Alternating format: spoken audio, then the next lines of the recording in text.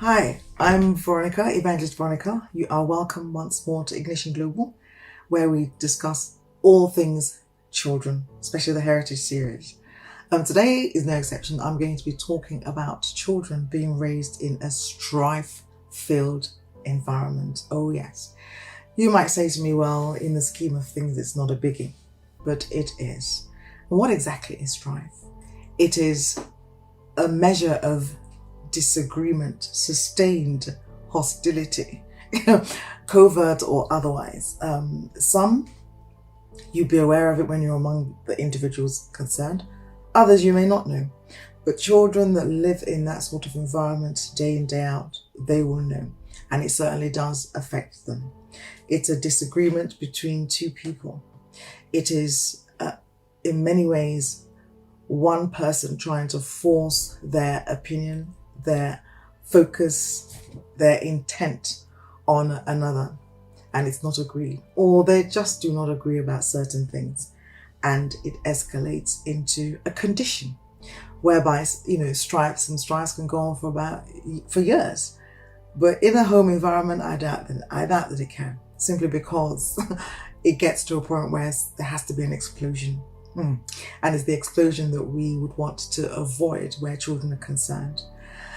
Yeah, so, a bit of argument here and there.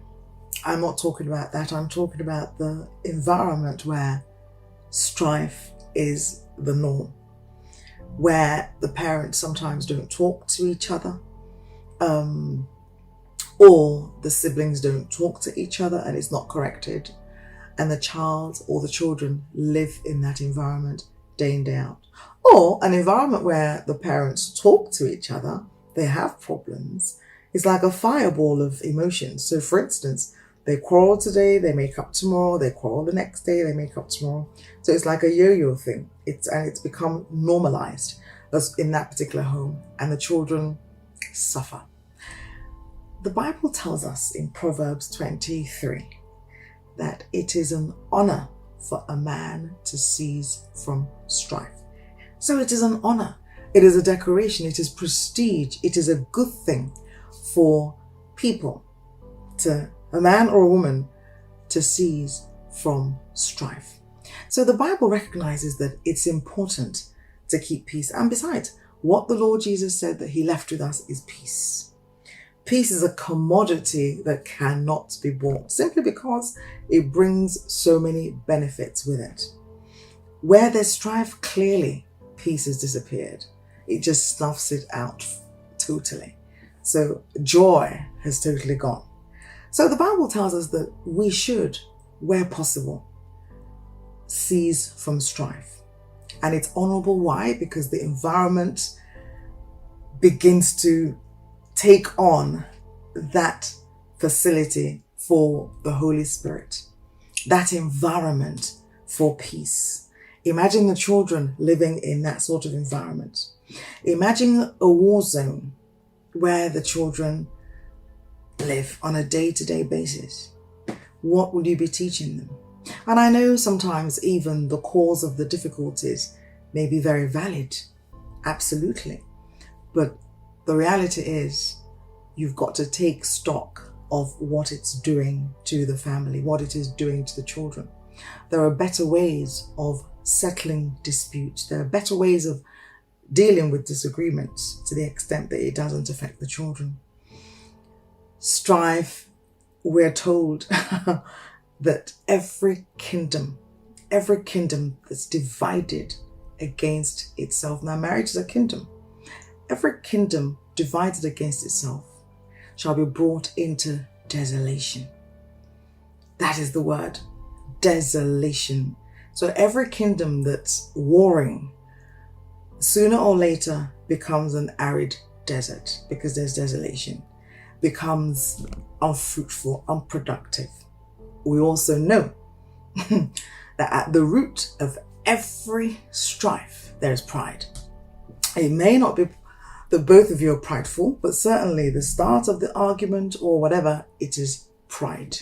And we're told this. Proverbs 3:10, what does it actually say? It says that where there is strife, there is pride. but it's wisdom. It is wisdom that enables people to live in peace and in progress. 3 scriptures that are quite damning against the institution and facilitating pride in your home. Sometimes it's not recognized because it's almost like second nature. Sometimes I'm not going, one of the parties will say, well, it's always me that's backing down. There you go, that's pride. It's always me that's backing down, let him back down, let her back down for a change. No, what you've got to ask yourself is, who is this helping? The reality is that strife is a spirit, and it doesn't just come and stay.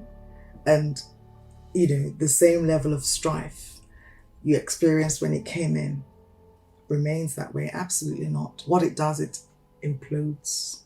It gets higher and higher, bigger and bigger, to the extent that it snuffs out all manner of peace. It snuffs out all manner of difficulty for that family. Other things begin to suffer. Other manner of hatred comes in, simply because some needs are unmet. Now, if that happens for the adults, think of what's happening to the children. Where there is this element of sustained strife, or starting, stopping, the children become anxious. The children become anxious, wondering, when will the next one happen? They become anxious because clearly there's no peace.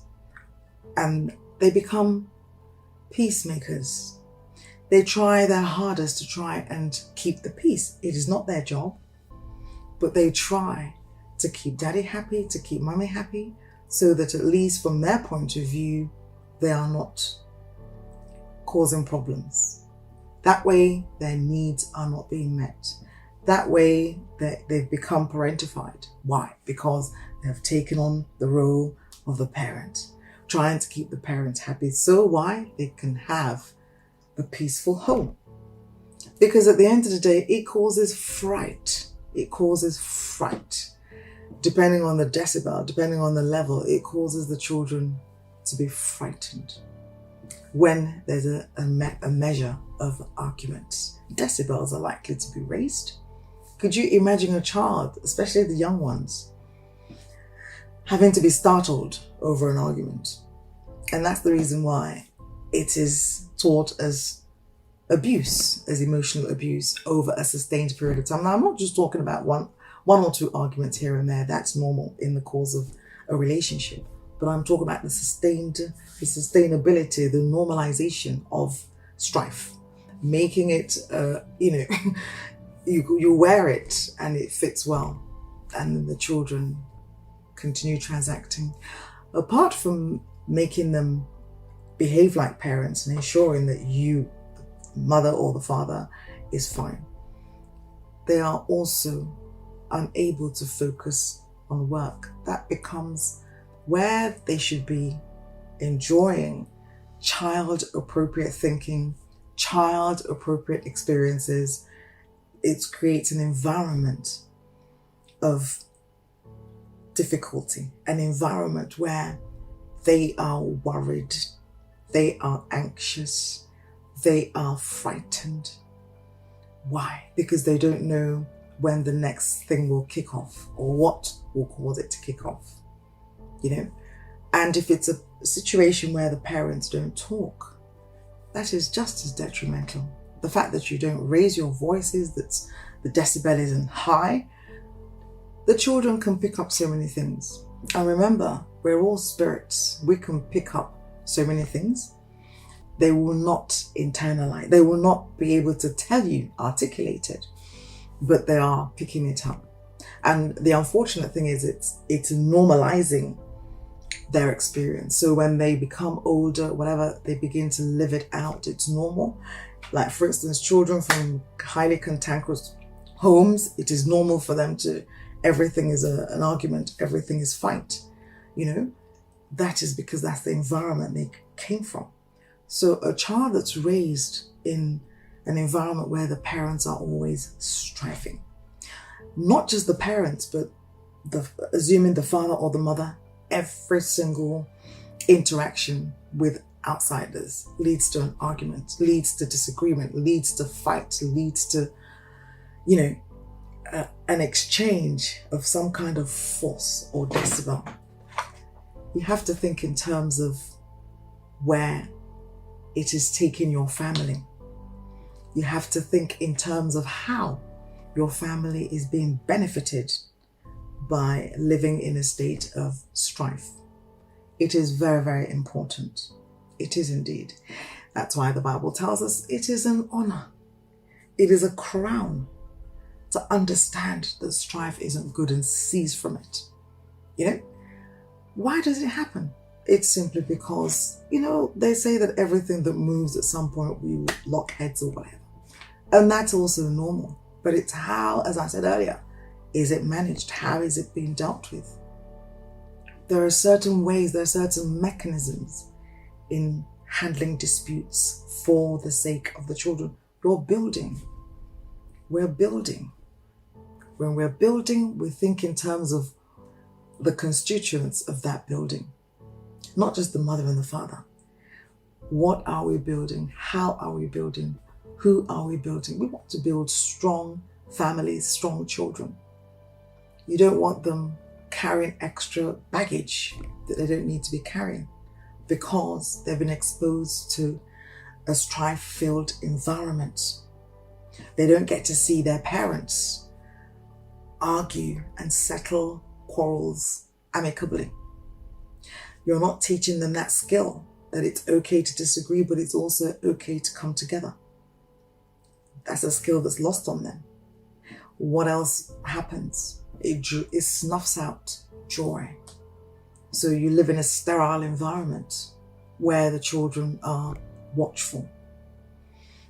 And this is the reason why if it continues unchecked and continues to expand and grow, the children can't wait to leave home. Oh yes, they get to uni and finish it, they'll find a job somewhere else and they'll probably, won't tell you, but they have had enough of home. Philippians 2:3 tells us, let nothing be done with strife. As we raise strong children, strong grandchildren, strong great-grandchildren, as we raise them all around us, let nothing be done in strife. There is no argument, there is no disagreement that it's so precious, that's so important, to the extent that our children are allowed to suffer. Our children are allowed to be affected, that the loving, nurturing environment that they have a right to is destabilized because of strife. And if you're listening to me and you find yourself in that sort of situation, it takes nothing to decide that I will take that step and decide not to go along the strife way. Yeah. Decide that the children's health is more important. The children's destiny is more important. How we're building is more important. I will not be strifeful or live or agree, because it takes two to sustain an argument. It takes two to sponsor an argument. So what you can do is decide not to be a part of it, so that the children that the Lord has given you will be raised in an environment that glorifies God. That's all for today. I hope you got something out of it. By all means, let us be honorable and cease from strife. That kingdom cannot be divided, because we've been told it's only desolation. The last thing you want is, after all the hard work, you end up with deserts. You might say to me, it's impossible. Oh, the children will get a degree, quite all right. Ooh, they'll get a master's, even a PhD. They may develop whatever. But check the patterns.